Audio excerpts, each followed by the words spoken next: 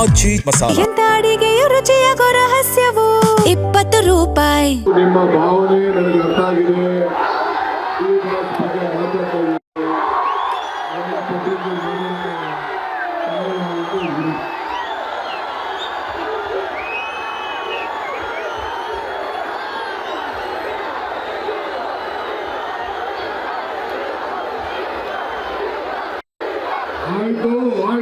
ಆಯ್ತು ಸುಧೀರ್,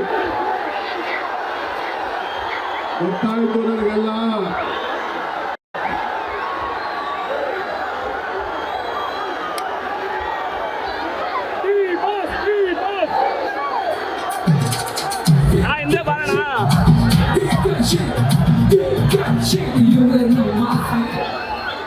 ಆಯ್ತು ನೋಡಿ, ಮಾತಾಡ್ತಾ ಬರೀ ನಿಮ್ಮ ಡಿ ಬಾಸ್ ಅಂತ ಹೇಳ್ತಾ ಇದ್ದೀರಾ. ಕಾರ್ಯಕ್ರಮ ನಡಿಬೇಕಾ ಬೇಡವಾ? ಸುಮ್ಮನೆ ಒಂದ್ಸತಿ ಹೇಳಿದ್ರೆ ಅರ್ಥ ಆಯ್ತು. ಈ ತರ ಮಾಡಿ ಹಾಳು ಮಾಡ್ಕೊತಾ ಇದ್ದೀರ ನೀವು. ಸ್ವಲ್ಪ ಸುಮ್ಮನೆ ಇರಿ. ಬೋಲೋ ಭಾರತ್ ಮಾತಾ ಕಿ, ತಾಯಿ ಚಾಮುಂಡೇಶ್ವರಿಗೆ, ರಾಮನಗರದ ಕರಗ ಮಹೋತ್ಸವಕ್ಕೆ ಬಂಧುಗಳೇ.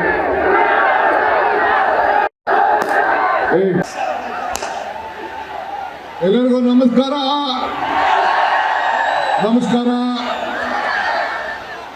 ಎಲ್ಲ ರಾಮನಗರ ನನ್ನ ತಂದೆ ತಾಯಿಯರಿಗೆ, ಯುವಕರಿಗೆ, ಚಾಮುಂಡಿಯ ಈ ಒಂದು ಪವಿತ್ರವಾದಂಥ ಕರಗ ಮಹೋತ್ಸವದಲ್ಲಿ ನನ್ನ ಸಾಷ್ಟಾಂಗ ನಮಸ್ಕಾರಗಳು. ಇದು ಪವಿತ್ರವಾದಂಥ ಸಭೆ. ನಿಮ್ಮ ಅಭಿಮಾನಕ್ಕೆ ನಾನು ಗೌರವ ಕೊಡ್ತೀನಿ. ಆದರೆ ನೀವು ಕೋರ್ಟ್ ವಿಚಾರ ಇಲ್ಲಿ ನನ್ನ ಮೇಲೆ ಒತ್ತಡ ಹೇಳಕ್ ಹೋಗ್ಬೇಡಿ. ನನಗೆ ಭಾವನೆ ಗೊತ್ತಿದೆ. ನಾನು ಇಲ್ಲಿ ಕೋರ್ಟ್ ವಿಚಾರ ನಾನೆಲ್ಲ ಮಾತಾಡಕ್ಕಾಗಲ್ಲ. ನಾನು ಇಲ್ಲಿ ನಿಮ್ಮ ಒಬ್ಬ ಸೇವಕ, ಇದು ಗಮನದಲ್ಲಿ ಇಟ್ಕೊಳ್ಳಿ. ನಾನು ಮುಖ್ಯಮಂತ್ರಿ ಇರ್ಬೋದು, ಆದರೆ ರಾಮನಗರ ಜಿಲ್ಲೆಯ ಮಗ. ಆ ಮಗನನ್ನ ಹೆಂಗೆ ಕಾಪಾಡ್ಕೊಳ್ಬೇಕು, ಆ ಕೆಲಸ ನೀವೆಲ್ಲ ಸೇರಿ ಮಾಡಬೇಕು. ನಿಮ್ಗೆ ಒಳ್ಳೇದಾಗ್ಬೇಕಾ? ಸುಮ್ಮನೆ ಇರಿ. ಇವೆಲ್ಲ ಏನ್ ಹೇಳ್ತಾರೆ ಮೀಡಿಯಾ ಅವ್ರು, ಏನ್ ಹೇಳ್ತಾರೆ, DK ಶಿವಕುಮಾರ್ ಒತ್ತಡಕ್ಕೆ ಮಣಿತಾ ಇದ್ದಾನೆ ಅಂತ ಹೇಳಿ ಬರ್ತಾರೆ. ಕಾನೂನು ಚೌಕಟ್ಟಲ್ಲೇ ನಾವೆಲ್ಲ ಕೆಲಸ ಮಾಡಬೇಕು. ಸ್ವಲ್ಪ ತಾಳ್ಮೆಯಿಂದ ಇರಬೇಕು, ಅಷ್ಟೇ ನಾನು ಹೇಳೋದು. ನಾನು ಹಿಂಗೆ ದೇವರ ಮೇಲೆ ಪ್ರಾರ್ಥನೆ ಮಾಡಿದ್ರೆ ನೀವು ಪ್ರಾರ್ಥನೆ ಮಾಡಿ.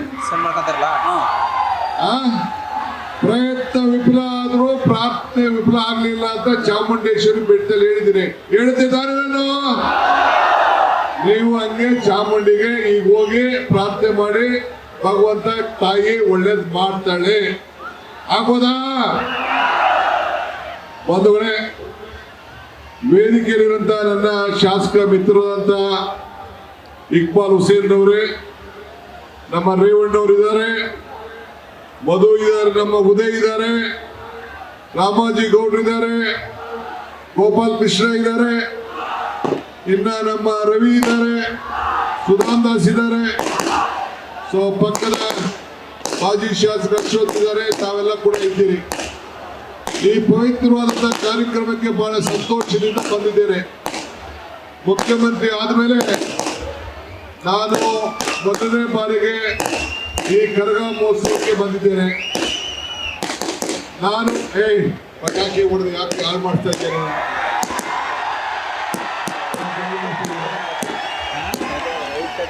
ಯಾರು ಸರಿ ಆಡೋದಿಲ್ಲ.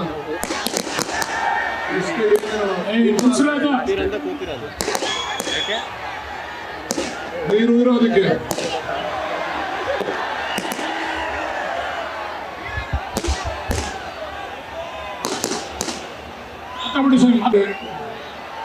ನಾನು ಅಭಿಮಾನವಾಗಿ ನಿಮ್ಮ ಸೇವೆಯಿಂದ, ನಿಮ್ಮೆಲ್ಲರ ಆಶೀರ್ವಾದದಿಂದ ಈ ರಾಜ್ಯದಲ್ಲಿ ಮುಖ್ಯಮಂತ್ರಿ ಆಗಿದ್ದೀನಿ. ಈ ಪಟಾಕಿ ನನಗೆ ಬೇಕಾಗಿಲ್ಲ, ನಿಮ್ಮ ಬದುಕು ಬೇಕು ನನಗೆ, ನಿಮ್ಮ ನೆಮ್ಮದಿ ಬೇಕು, ನಿಮ್ಮ ಸಂತೋಷ ಬೇಕು. ನೀವೆಲ್ಲ ಇವತ್ತು ಈ ಕರಗ ಮಹೋತ್ಸವನ್ನ ಬಹಳ ಸಂತೋಷದಿಂದ ಆಚರಣೆ ಮಾಡ್ತಾ ಇದ್ದೀರಿ. ನಿಮ್ಮೆಲ್ಲರ ಪ್ರಾರ್ಥನೆಯಿಂದ ಇವತ್ತು ನಿಮ್ಮ ಸೇವೆಯನ್ನ ಮಾಡಲಿಕ್ಕೆ ನನಗೆ ಅವಕಾಶ ಸಿಕ್ಕಿದೆ. ಇವತ್ತು ತಾವೆಲ್ಲ DK ಶಿವಕುಮಾರ್ಗೆ ಒಳ್ಳೇದಾಗಬೇಕು ಅಂತೇಳಿ ಪ್ರತಿಯೊಬ್ಬರು ಕೂಡ ಪ್ರಾರ್ಥನೆ ಮಾಡಿದ್ದೀರಿ. ತಾವೆಲ್ಲ ಪ್ರಾರ್ಥನೆ ಮಾಡಿ ನನಗೋಸ್ಕರ ಬೇಕಾದಷ್ಟು ಶ್ರಮವನ್ನ ಪಟ್ಟಿದ್ದೀರಿ. ಆ ಎಲ್ಲ ನನಗೋಸ್ಕರ ಪ್ರಾರ್ಥನೆ ಮಾಡಿದಂತ ನನ್ನ ಜೊತೆಲಿ ನಿಂತು ನನಗೆ ಬೆಂಬಲ ಕೊಟ್ಟು ನನಗೆ ಸಹಾಯ ಮಾಡಿ ನನಗೆ ಇಕ್ಬಾಲ್ಗೆ ಎಲ್ಲರೂ ಕೂಡ ಓಟ್ ಹಾಕಿ 136 ಸೀಟನ್ನು ಕೊಟ್ಟದಕ್ಕೆ ನಿಮ್ಮೆಲ್ಲರ ಪಾದಗಳಿಗೆ ನನ್ನ ಸಾಷ್ಟಾಂಗ ನಮಸ್ಕಾರಗಳನ್ನು ಅರ್ಪಿಸಲಿಕ್ಕೆ ನಾನು ಬಯಸ್ತಾ ಇದ್ದೇನೆ.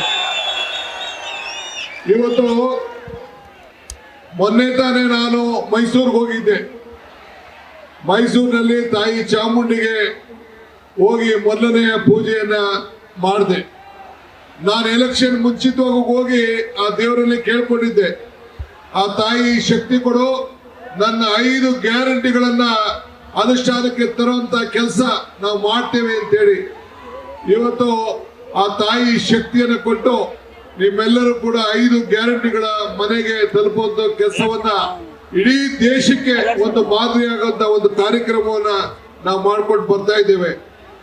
ಮೊನ್ನೆವರೆಗೂ ಕೂಡ ಮಳೆ ಬಹಳ ದೊಡ್ಡ ಸಮಸ್ಯೆ ಇತ್ತು, ರಾಜ್ಯಕ್ಕೆ ಒಂದು ದೊಡ್ಡ ಕಂಟಕ ಇತ್ತು. ಆ ತಾಯಿಯ ಕೃಪೆ, ಚಾಮುಂಡಿಯ ಕೃಪೆ, ತಮ್ಮೆಲ್ಲರ ಅನುಗ್ರಹದಿಂದ ಇವತ್ತು ಈ ಕಾವೇರಿ ತುಂಬಿ ಇವತ್ತು ನಾವು ತಮಿಳುನಾಡಿಗೆ ನೀರನ್ನು ಒದಗಿಸ್ಕೊಡ್ಬೇಕಾದಂತ ಪರಿಸ್ಥಿತಿ ಇವತ್ತು ಬಂದಿದೆ. ಬಂಧುಗಳೇ, ನಿಮ್ಮೆಲ್ಲರೂ ಕೂಡ ಬಹಳ ಆಸೆಯಿಂದ ಈ ರಾಮನಗರದಲ್ಲಿ ಒಂದು ಬದಲಾವಣೆಯನ್ನ ಕಾಣಬೇಕು ಅಂತೇಳಿ ನನಗೆ ಶಕ್ತಿಯನ್ನ ತುಂಬಿದ್ರಿ. ಸುಮಾರು ನಾವು ನಮ್ಮ ಸರ್ಕಾರ ಬಂದ ಮೇಲೆ ಇಲ್ಲಿವರೆಗೂ 2,000 ಕೋಟಿ ರೂಪಾಯಿ ಹಣವನ್ನ ವಿವಿಧ ಕ್ಷೇತ್ರದಲ್ಲಿ ಅಭಿವೃದ್ಧಿಯನ್ನ ಮಾಡ್ಕೊಂಡು ನಾವು ಬಂದಿದ್ದೇವೆ. ಬರೀ ರಾಮನಗರದಲ್ಲಿ ಇರುವಂತಹ ರಾಜೀವ್ ಗಾಂಧಿ ಯೂನಿವರ್ಸಿಟಿಗೆ 600 ಕೋಟಿ ರೂಪಾಯಿ ವೆಚ್ಚದ ಕಾರ್ಯಕ್ರಮ ಈಗಾಗಲೇ ನಡೀತಾ ಇದೆ.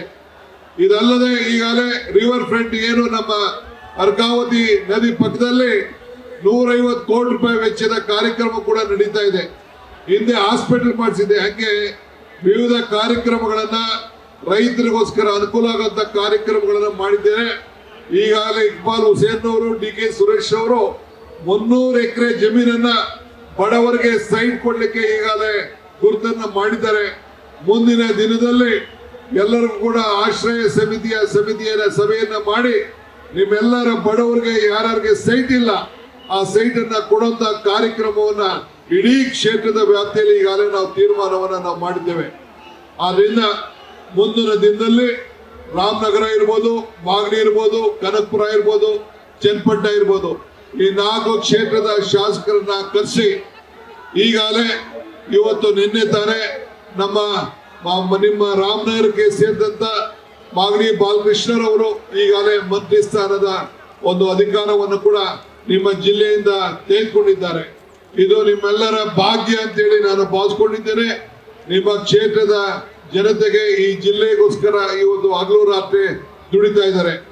ಮುಂದಿನ ದಿನದಲ್ಲಿ ಇವತ್ತು ಬೆಂಗಳೂರು ದಕ್ಷಿಣ, ರಾಮನಗರ ಇಲ್ಲೇ ಇದೆ, ಆದರೆ ನಿಮ್ಮನ್ನ ಅಂತಾರಾಷ್ಟ್ರೀಯ ಮಟ್ಟಕ್ಕೆ ತೆಗೆದುಕೊಂಡು ಹೋಗ್ಬೇಕು ಅನ್ನೋ ದೃಷ್ಟಿಯಿಂದ ಇವತ್ತು ಇಡೀ ನಮ್ಮ ಬೆಂಗಳೂರು ದಕ್ಷಿಣ ಜಿಲ್ಲೆಯ ಗೌರವವನ್ನ ಉಳಿಸುವಂತ ಕೆಲಸವನ್ನ ಇವತ್ತು ನಾವು ಮಾಡ್ಕೊಂಡು ಬಂದಿದ್ದೇವೆ.